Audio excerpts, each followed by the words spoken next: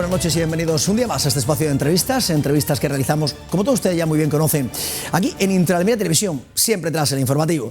En la jornada de hoy jueves nos acompaña el secretario provincial de COAG, aquí en la provincia de Almería, Andrés Góngora Belmonte. Don Andrés, muy buenas noches. ¿Qué tal? Buenas noches. Bienvenido a Intraalmería Televisión. Encantado, como siempre. En la jornada de ayer, además, llamada telefónica, te llamé si podía venir en la jornada de ayer, pero estabas en Sevilla porque se celebraba ayer. Estabas en Sevilla y digo, es que estamos en mitad del Congreso, efectivamente, el Congreso que ha elegido finalmente como nuevo secretario general de COAG Andalucía a Juan Luis Ávila. ¿Qué tal ese Congreso? Cuéntanos. Bueno, pues yo no sé si hemos elegido o el Congreso, yo lo decía, ¿no? Durante los días de Congreso, realmente es el Congreso en el que se despide a una figura tan emblemática Miguel López. Como Miguel López y Eduardo López. Y Eduardo López, que estaba el secretario de organización de COAG Andalucía durante muchos años. En el caso de Miguel, secretario general durante 37 años, ¿no? Y imagínate, pues una vida. Ha venido alguna que otra vez, está también con nosotros aquí. Sí. Me hubiera gustado que hubiera venido más. Pero es verdad que bueno, la Secretaría General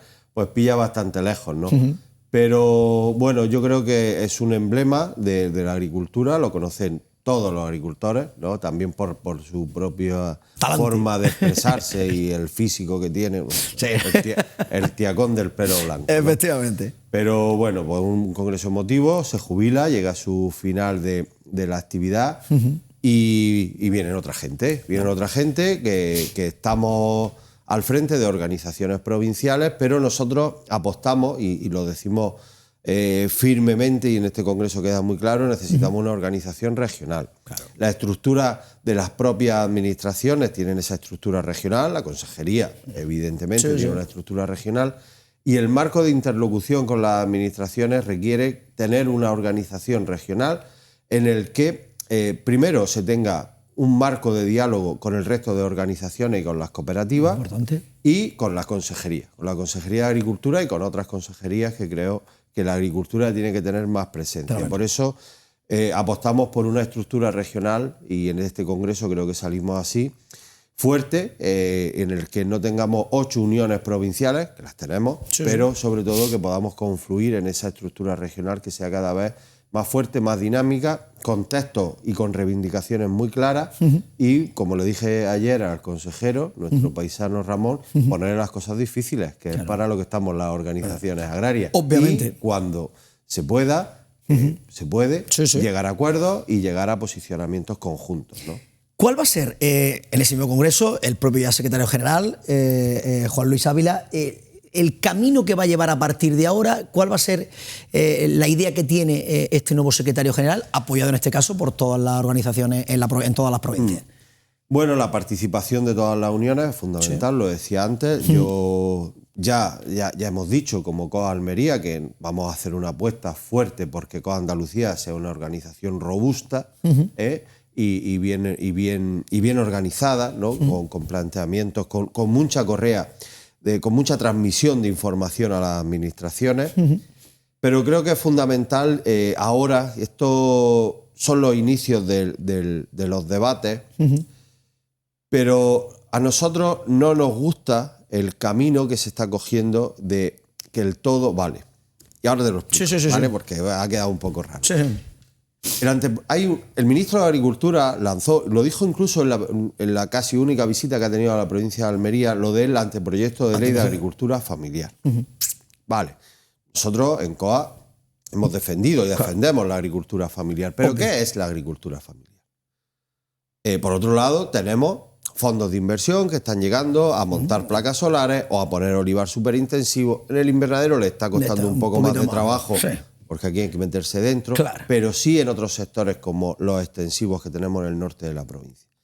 Nosotros lo que decimos con esto es, hay que definir cuál es el modelo de agricultura y en manos de quién que tiene que ser prioritario en Andalucía. Para nosotros, el agricultor profesional, el que vive directamente, que obtiene su renta directamente de la agricultura, que está al frente de su explotación, esa tiene que ser el eje central de las políticas públicas, de las políticas de apoyo, de las políticas de agua también, para defender un modelo social, pero un modelo profesional. La agricultura familiar, yo vengo de una explotación familiar, si quieres la mía, pero ¿qué era?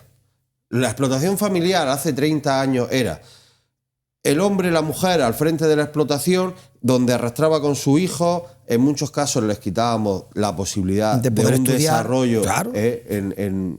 académico, hasta los abuelos, hasta que pudieran arrastrar los pies en la finca, para sacar la finca adelante, porque era lo prioritario. Hoy en día hay que avanzar, eso no cabe en una sociedad moderna. Ahora, una explotación familiar es aquella, como yo la quiero definir, o creo que es el argumento, aquella de la que una familia obtiene su renta para poder tener unas condiciones sociales y similares a las que cualquier otro ciudadano, ¿no? Eso tiene que ser una explotación familiar. Y eso es una explotación en la que efectivamente incorpora mano de obra de trabajadores que están fuera de tu familia, ¿no? Obviamente. Entonces, creo que eso por ahí, y claro, cuando nos dicen, no, un anteproyecto de ley para la agricultura familiar. Bueno, y luego hay otro modelo, que es la agricultura, que no se me ofenda a nadie, de aquellos que se disfrazan el fin de semana de agricultor. Claro, se van el viernes por la tarde y no se va hasta el domingo por la noche. Que a ir a cuidar pues, unos olivos que tienen o naranjos, que sí, que los voy a defender, que es muy respetable, pero no se juegan su vida, su ¿Lo has comentado, profesional o no profesional? Correcto, ¿no? Y luego, evidentemente, los fondos de inversión no es nuestro modelo. Y lo tenemos muy claro. Ahí no hay un agricultor al frente. Eso lo único que hace es alterar el precio de la tierra. No se comprometen con el territorio, no se arraigan al territorio. Luego, cuando salen otros debates sobre la despoblación, claro, es que con poca maquinaria se llevan miles de hectáreas y ahí no cabe. Y ya lo de las placas solares. Las placas solares ya, bueno, en quitar olivos para poner todo lo que quiera. Todavía si el olivo está en una sierra, vale, pero en La Vega, bueno, es una barbaridad. Fíjate que ahora tenemos un debate con Aquamed, porque para la planta desaladora, y esto no es fondos de inversión, en medio de un sitio a otro, pero es que me parece especialmente grave. Para la planta desaladora que hay en el poniente, están pretendiendo expropiar hectáreas de invernadero, ¿vale? Eso está en medio de los invernaderos, está entre Valerma y Balanegra, para instalar una planta solar para alimentar a la propia desaladora. Hombre, quitar invernaderos para poner placas para alimentar una desaladora, cuando hasta que lo que yo sé, la energía se puede transportar, pues monte la instalación a la playa, donde quiera, en la montaña, arriba de la montaña, y transporta esa energía, ¿no? Pero bueno, en definitiva, bueno, un congreso ilusionante en el que creo que tenemos el listón muy alto. No hemos buscado un repuesto a Miguel López, porque Miguel López y Eduardo López eran insustituibles, pero creo que Juan Luis, un chaval, un olivarero muy profesional, tiene un montón de olivas y creo que lo va a hacer bien, y si no, pues tendremos que estar muy encima. Tendremos que estar encima, efectivamente.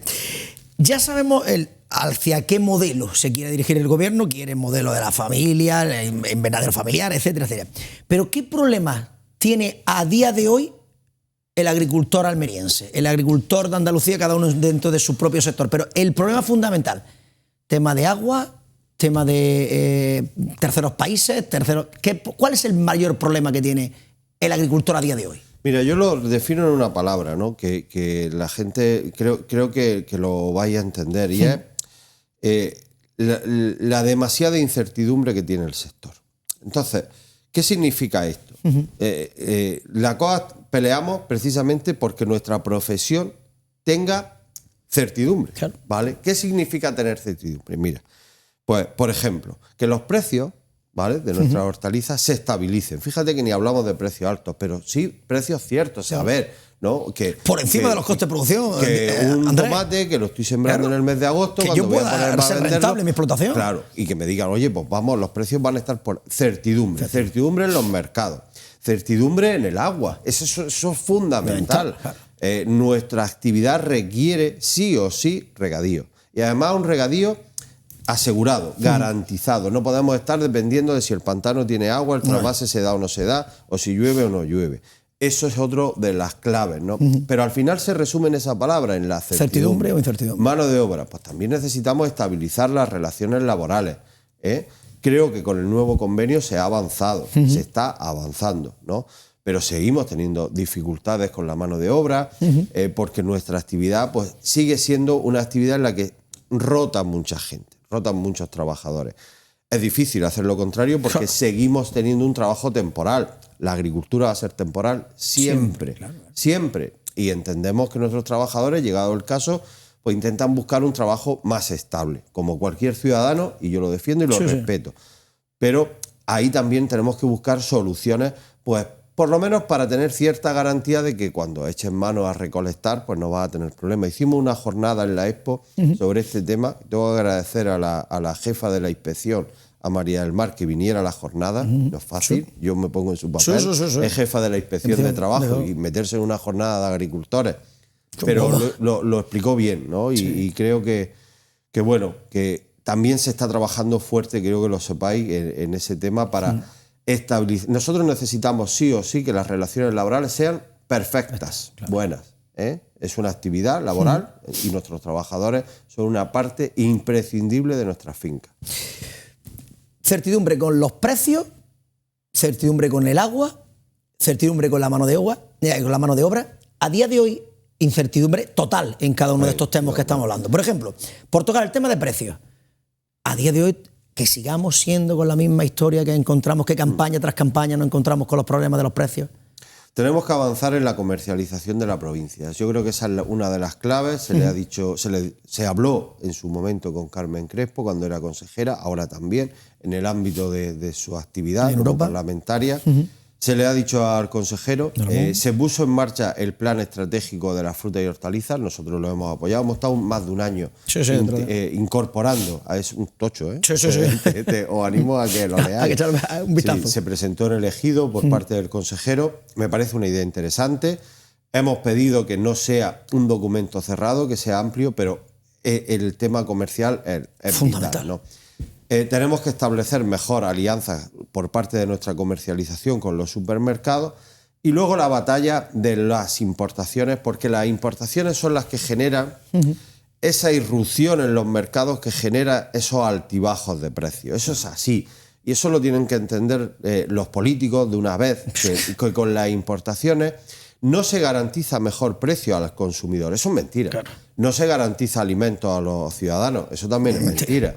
Sino que lo que se genera es una distorsión en la cadena agroalimentaria, ¿no? Cuando se bajan los precios del tomate en Perpiñán, los tomates que vienen de Marruecos, pues se genera un problema aquí. Pero el consumidor ni se entera. Claro, en absoluto. Entonces, la apuesta por unos mercados más regulados para nosotros es fundamental. No estoy hablando de intervencionismo, que suena muy antiguo, intervencionar en el mercado suena muy antiguo. Precio, ¿no? Medio, tal, mínimo. Pero una regulación sí, en el que cuando tenga que venir algo de fuera se sepa de dónde viene, a qué precio viene, que se analice. El etiquetado, todo bien. Ahora puesto. tenemos una batalla con Marruecos en la comisión. La semana que viene nos desplazamos yo y algunos miembros de COA al Parlamento Europeo y a la Comisión.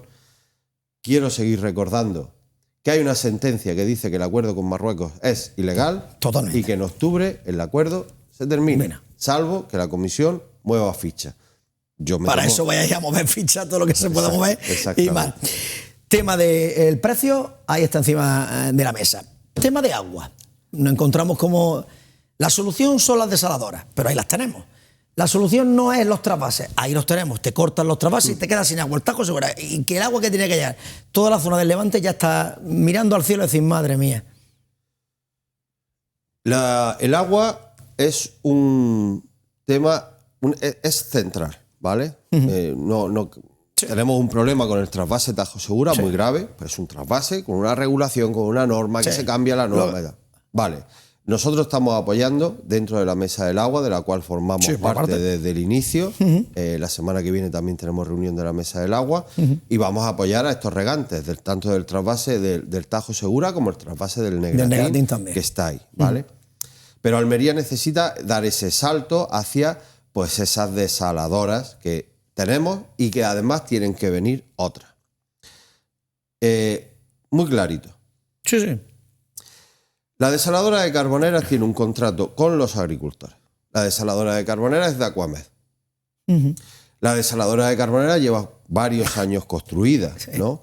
Hay un convenio que dice que de esa desaladora tienen que venir 23, 25... Bueno, hay uno de 23, luego se amplió de 20 hectómetros cúbicos al año. Un convenio, un contrato. Sabemos lo que es un contrato, un compromiso de una parte y de la otra. Unos de dártela y otros de gastarla. La desaladora está rota. Pues mire usted, arréglela, porque usted tiene un contrato que dice que ese agua va para Níjar. Y esa agua va para unos regantes que han generado una estructura económica imprescindible para su vida en base a ese contrato. Si a usted se le rompe la desaladora, la arregla, o la pinta, o la trae con una nave espacial desde Marte. Pero lo que no puede ser, y me cabreo con este tema porque ya son demasiadas vueltas, decir, bueno, es que hay un problema con el apagón, hay un bastidor que se ha roto, pero vamos a ver. ¿Y a mí qué me cuenta? A mí qué me cuenta. Usted tiene un contrato y ese contrato se tiene que cumplir. Y si no, pues nos veremos en los juzgados, que es el siguiente paso. Porque una administración que hace un contrato como si fuera una desaladora privada. Totalmente, claro. Eso de la desaladora yo te estoy pagando para que me dé agua. La desaladora está vieja, la desaladora se está estropeando. Pero mire usted, que me da igual. Si yo compro un billete de autobús para ir a Sevilla y el autobús se le ha roto, pues ponga usted el otro bus o arréglelo, pero yo soy el usuario y usted tiene un contrato conmigo. Igual con la desaladora que tienen que estar puestas en marcha. Pero es que en el caso de Carbonera es mucho más grave por eso, porque existe un contrato. Luego tenemos que ampliar la desaladora del Poniente, Aquamed. La desaladora de Mar de Alborán es una desaladora privada. Yo en COA no la vamos a cuestionar, pero no es nuestro modelo. Queremos aguas públicas, queremos una administración que esté por medio. ¿Es una ayuda? ¿Es un aporte al sector? Bienvenido sea. También, pero habrá que ver cómo se hace. La iniciativa privada no es que la rechacemos, bienvenida está, la hemos visitado. Hombre, mientras la pública no esté en marcha, estamos a Níjar, le dice, si no me funciona la Carbonera, pues bueno, ya que tengo esta...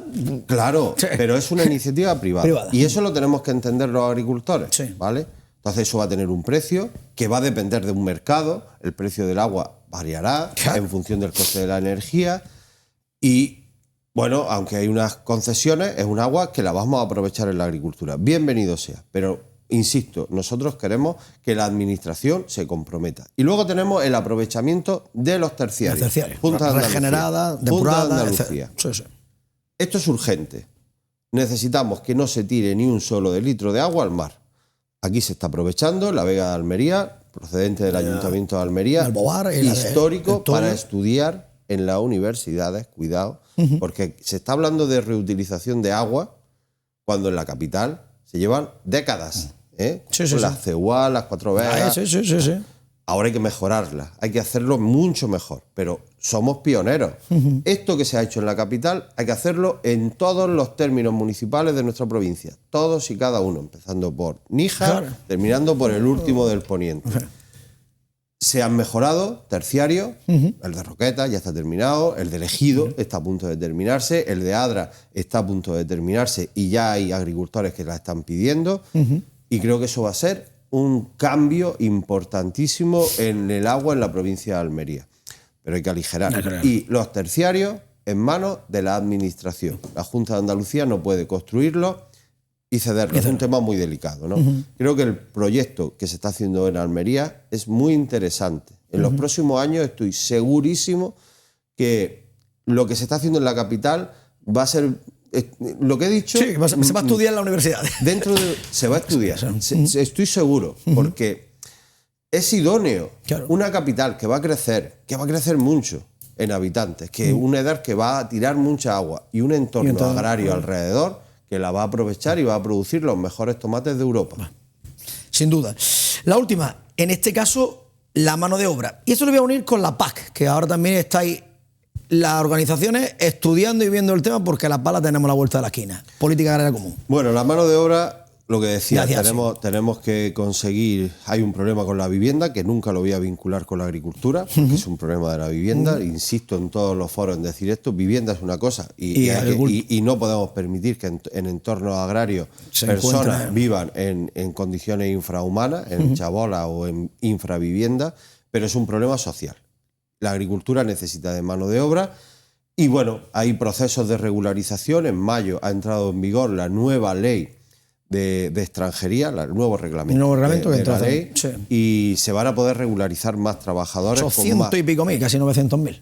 Sí, pero sigue haciendo falta. ¿vale? Bueno, yo creo que ese tema se va avanzando y la PAC, pues hay un nuevo comisario, un nuevo parlamento, una nueva comisión, un nuevo comisario y entonces una nueva PAC. Siempre, claro, siempre es así. Entra un nuevo comisario de Agricultura y quiere su nueva PAC. No nos gusta para nada, no nos gusta nada. Ojalá cambie. Se estaba empezando bien y se está torciendo el guión. Se empezó hablando de que se iban a relajar condiciones medioambientales, que el tema de fitosanitarios se iba a interpretar de otra manera, que se iba a contar más con la opinión de los agricultores para todo lo que tenga que ver con la aplicación de la PAC. Eso está bien, ojalá.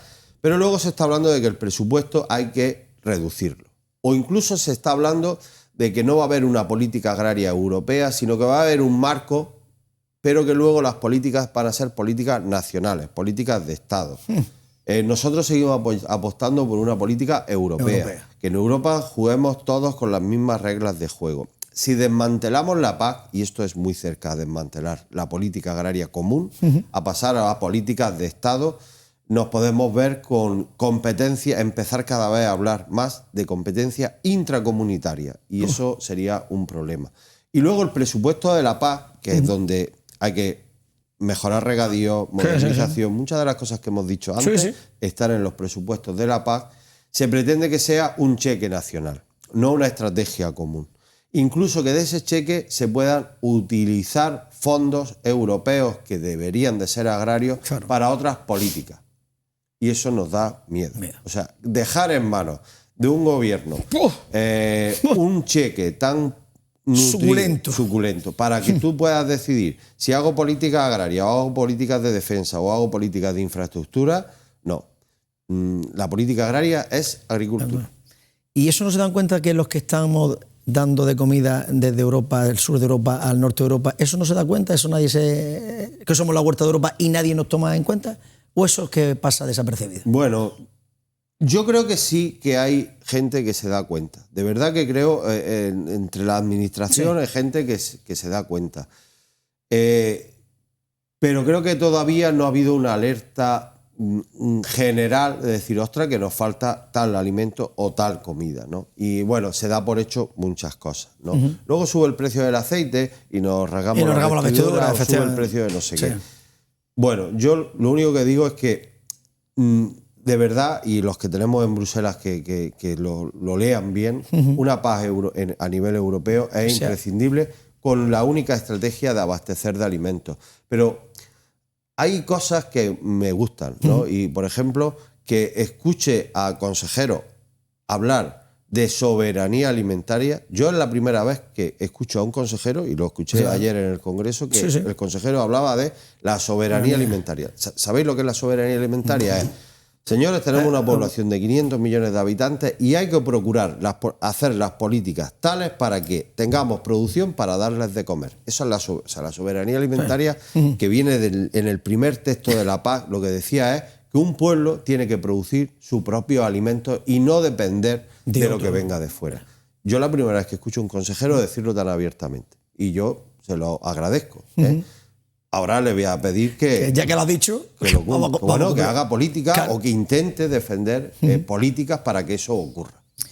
Andrés Góngora Belmonte, secretario provincial de COAG, ha sido un placer tenerte una vez más con nosotros en la entrevista. Sabes que tienes las puertas abiertas de esta casa, si no en el Parcela 24, si no con nosotros en la entrevista, en cuanto tu agenda te lo permita. Si es que sois una tele muy agraria. Hombre, estamos en un municipio, creo que somos el tercero en Almería, Almería Capital, el tercero en extensión y tal. Tenemos Níjar, tenemos el Poniente, luego Níjar y luego pues Almería. Cada vez que me llames, aquí estoy. Las puertas abiertas. Muchísimas gracias, te lo agradecemos. Muchas gracias, Andrés. Muchas gracias. Pues nada más, amigos, hasta aquí la entrevista de la jornada de hoy. Como siempre, nosotros volveremos el mañana viernes a partir de las 9 de la noche aquí en Interalmería Televisión, en el espacio de la entrevista. A todos los más que nos queda desearles que pasen una feliz noche.